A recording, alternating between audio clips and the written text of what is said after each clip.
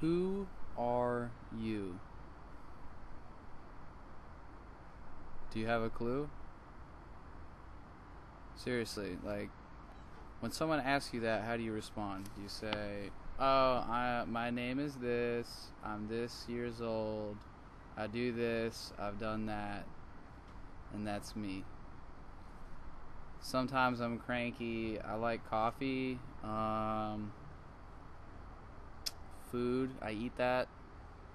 Sometimes I drink some stuff. I get confused sometimes. Usually people would respond with something like that. Well, they would probably omit most of it, but they would tell you what they want you to know about them.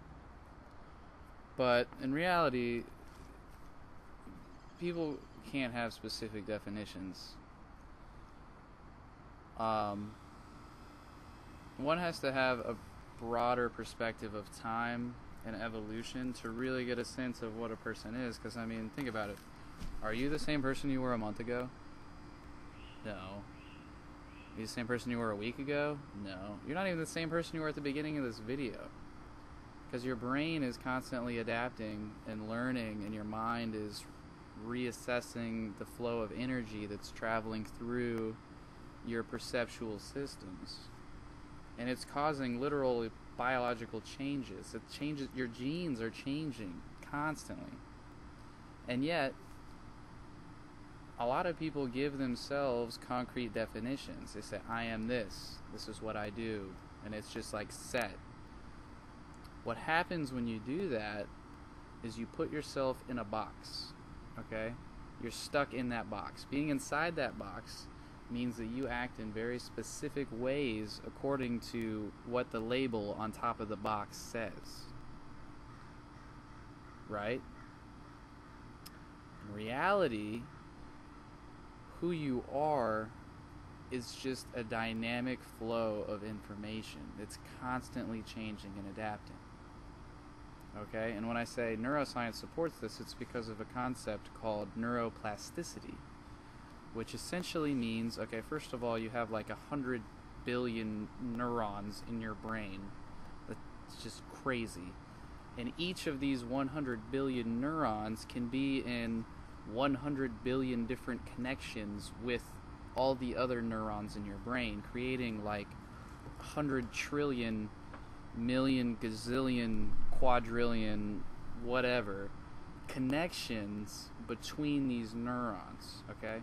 So now when you have an experience, these neurons fire electricity and chemicals to one another through synapses, which is like a little gap between each neuron. Over time, the habits that you have, the thoughts that you think, create specific pathways that these fire. Now, neurons that fire together wire together. This is a phrase that a lot of neuroscientists use, which basically means over time this connection gets stronger and stronger. And this is why we admire Olympic athletes or brilliant piano players, is because what's happened is they have done the same thing so many times that the connection of the neurons is so intertwined and interconnected, and it's just one unit, that it actually ends up insulating the neuron pathways with a fatty substance called myelin. So these myelin sheaths wrap around the neuron pathways so that the electricity flows faster. Okay, so now you're like, what the hell does this have to do with anything? What this means is whatever you think all the time becomes stronger. Whatever you focus your attention on, that's what your brain will wire you to experience. So, think about the negative Nancy in your life. Everyone's got a negative Nancy in their life.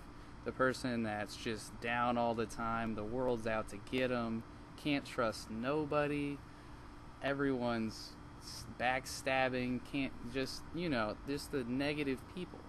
They've trained their brain to think this way. And it's gotten so strong that no matter what happens, those associations are too powerful to subdue, and they just constantly think negatively. Now, with focused intention and through such contemplative practices such as meditation, one can step back and get control of the mind and direct attention and intention to specific areas in such a way to develop health, intuition, compassion, and just general well-being by focusing on the correct things and forming new neural pathways. So neuroplasticity is the science of the adaptability of the brain. And it's very real. It's very real. No matter how old you are, you can start stimulating your brain in a specific way to learn something new. You've probably heard the phrase, you can't teach an old dog new tricks. That's been proved wrong. Doesn't matter how old you are. You can do anything. You can learn anything.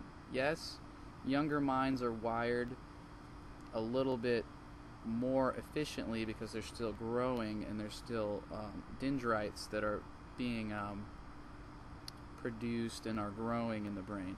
But even when you're older, the brain can form these new connections between the neurons that are there.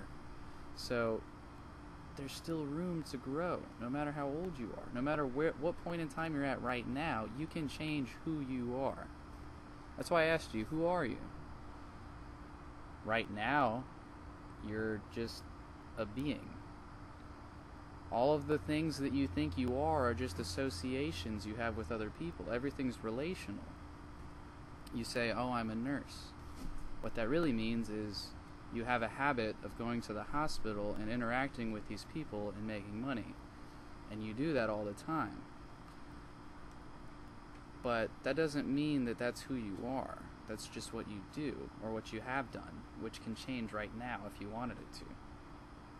So the reason I'm telling you all this is because I think that everybody has an infinite amount of potential and opportunity, but a lot of people get enslaved by the life they've been living and the habits they've had. And they can't see outside the box that they've placed themselves inside of. And they put all these little compartmentalized labels on top to understand themselves, or to think they understand themselves. When in reality, you can just open the fucking box and be free and do whatever you want. With focused attention and direction, anything's possible. On that note, I'm signing out. Thanks for watching. Stay tuned for my next video.